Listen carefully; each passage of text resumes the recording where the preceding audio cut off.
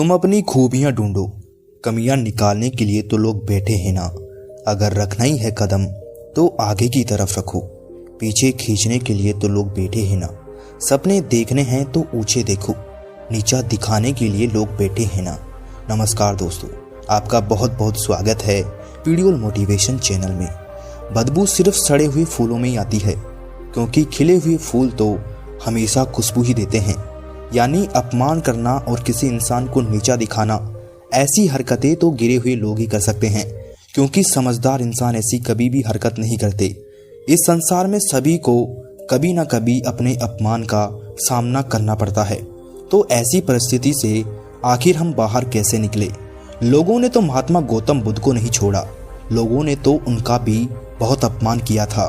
तो ये लोग तुम्हें कैसे छोड़ सकते हैं? लेकिन जो लोग गौतम बुद्ध का अपमान करते थे तो वही लोग बाद में उनका सम्मान भी करते थे। आखिर गौतम बुद्ध उन्हें ऐसा क्या जवाब देते थे? आइए आज मैं आपको बताता हूँ कि अगर कोई आपका अपमान करे तो उस समय आपको क्या करना चाहिए। इसके लिए आपको ये कहानी पूरी सुननी होगी और ध्यान से सुननी होगी, तभी आपको सब कुछ समझ में आएगा। एक नगर में एक घनश्याम नाम का युवक रहता था। वो युवक बहुत ही मेहनती आदमी था, कभी किसी का बुरा नहीं करता था, हमेशा मेहनत के बारे में सोचता था, कभी किसी को कुछ गलत नहीं बोलता था और वो दूसरों की भी मदद किया करता था।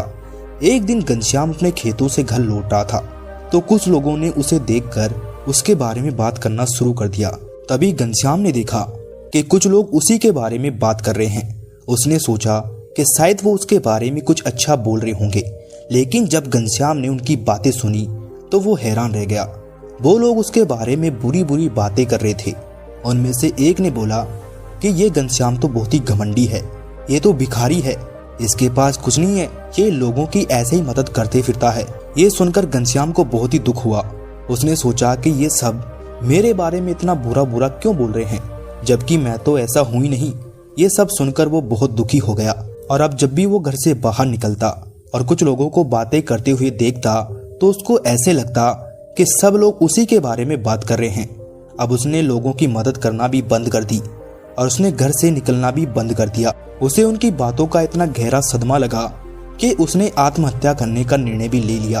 उसने सोचा कि ऐसे जीवन से अच्छा तो मर जाना बेहतर है।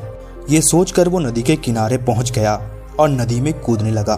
तभी उस नदी के पास रहने वाले महात्मा ने आकर उसे रोक लिया। महात्मा ने उससे पूछा कि तुम इतनी रात्रि में इस नदी में क्या कर रहे हो? महात्मा की बात सुनकर घनश्याम बोला कि मैं अपने जीवन से तंग आ चुका हूँ, मैं अब जीना नहीं चाहता। तभी महात्मा जी ने उसका कारण पूछा तो घनश्याम ने कहा कि मेरे नगर के सभी लोग मेरे बारे में गलत गलत बोलते हैं, मुझे अपमानित करते हैं, मैं जीना नहीं चाहता। घनश्याम की ऐसी बातें सुनकर महात्मा जी ने उससे कहा कि बस इतनी सी बात पर तुम मरना चाहते हो? महात्मा जी की बात सुनकर घनश्याम को क्रोध आ गया और उसने महात्मा जी से कहा कि अगर आपका किसी ने अपमान किया होता ना, तब आपको पता चलता कि अपमान आखिर है क्या। घनश्याम की बात सुनकर महात्मा जी बोले कि अभी बहुत ही रात्रि हो चुकी है, अभी तुम विश्राम करो, हम इसके बारे में सुबह बात करते हैं। घनश्याम सोने के लिए चला गया। जैसे ही वो सोने लगा तभी उसे मेंढकों की टर टर की आवाज आना शुरू हो गई। वो आवाज इतनी तेज थी कि वो सोने नहीं दे रही थी। तब उसने महात्मा जी से बोला, महात्मा जी आप इतने शोर में कैसे सो जाते हो? ऐसा लग रहा है जैसे हजारों मेंढक एक साथ आवाज कर रहे हो। तभी महात्मा जी ने कहा कि मैं क्या कर सकता हूँ, अब ये मेंढक नदी में आवाज कर रहे हैं। तो महात्मा की बात सुनकर घनश्याम बोला, आप चिंता मत करो, मैं कल गांव जाऊंगा और कुछ लोगों को अपने साथ लेकर आऊंगा और इन सारे मेंढकों को बाहर निकलवा दूंगा। सुबह घनश्याम गांव गया, वहां से 2-4 लोगों को साथ लेकर आया। उसने मेंढकों को एक एक करके निकलवाना शुरू कर दिया। जब वो लोग नदी से मेंढक निकाल रहे थे तो घनश्याम ये देखकर हैरान हो गया, क्योंकि नदी में से तो केवल 20-25 मेंढक ही बाहर निकले थे।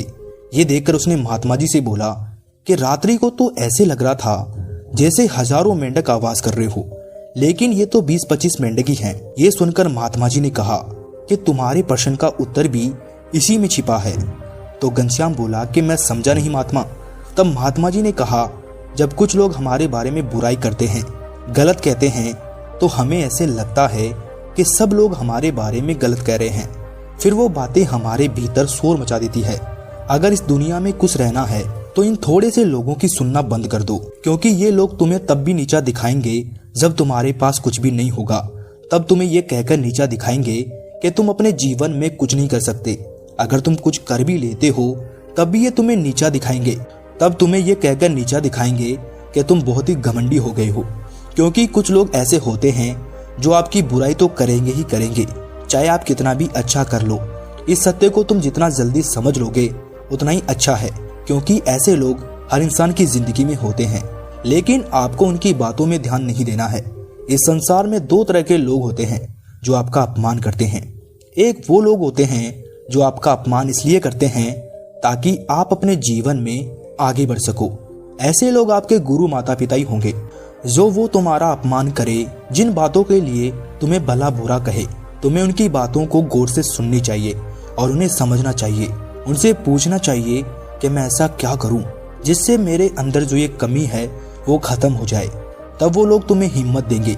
वो लोग तुम्हारा आत्मविश्वास बढ़ाते हैं। सिर्फ उनकी बातों पर ध्यान दीजिए, क्योंकि जिन बातों को, जिन शब्दों को आप अपने अंदर जगा दोगे तुम भी वैसे ही बनते जाओगे। अगर आप अच्छी बातों को अपने भीतर जगा दोगे तो आप कुछ अच्छा ही करोगे। और दूसरे वो लोग होते हैं जो आपको हमेशा नीचा दिखाने में लगे रहते हैं। इनका मकसद बस आपको नीचा दिखाना होता है। वो कोई भी मौका नहीं छोड़ते आपको अपमानित करने का, लेकिन उस समय आपको शांत रहना है। अगर आप भी उनके साथ कुछ बोलोगे तो फिर आप में और उनमें क्या फर्क रह जाएगा, क्या अंतर रह जाएगा। वो आपको अपमानित करेगा, आप भी उसे अपमानित करेंगे, जिससे बाकी के लोग भी आपको बुरा ही समझेंगे। अगर आप नकारात्मक बातों को अपने भीतर जगा दोगे तो आप भी अपने जीवन में कुछ नहीं कर पाओगे। आपकी सारी शक्ति खत्म हो जाएगी। मैं तुम्हें एक छोटी सी कहानी सुनाता हूँ। भगवान गौतम बुद्ध भिक्षा मांगने के लिए गांव-गांव जाया करते थे, तो अक्सर लोग उनका अपमान किया करते थे, उनको भला बुरा कहा करते थे। कुछ लोग तो उन्हें ढोंगी भी कहते थे, लेकिन वो भी उन पर कभी क्रोध नहीं करते थे। जब भी कोई उनको भला बुरा कहता तो वो उनको देखकर सिर्फ मुस्कुरा देते। गौतम बुद्ध जब ऐसा करते तो लोगों को और भी ज्यादा क्रोध आता और वो गौतम बुद्ध से कहते कि तुम कैसे इंसान हो, हम तुम्हारा अपमान कर रहे हैं, तुम्हें गालियां दे रहे हैं, तुम्हारे बारे में इतना भला बुरा कह रहे हैं, फिर भी तुम मुस्कुरा रहे हो।